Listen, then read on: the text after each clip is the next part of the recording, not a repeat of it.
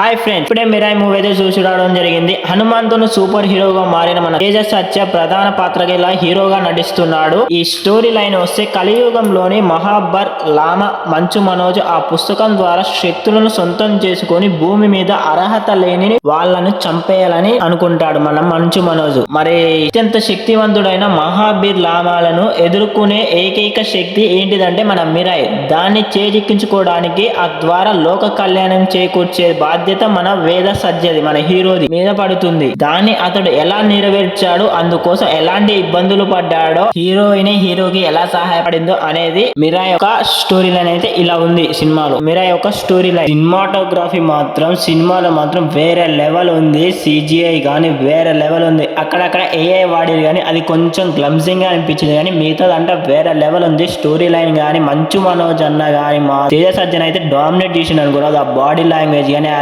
Swag కానీ dialogue delivery కానీ వేరే లెవెల్ ఉంది మంచు మనోజ్ అన్నది అయితే. అక్కడక్కడ కొంచెం లాగ్ అన్నప్పుడు మ్యూజిక్ డైరెక్టర్ మాత్రం తన బీజిఎం తోని ప్రాణం పోసి కొట్టినట్టుంది భయ. అక్కడ లాగ్ అయిన సీన్ లో మాత్రం బీజిఎం కొడితే మాత్రం వేరే లెవెల్ ఉంది.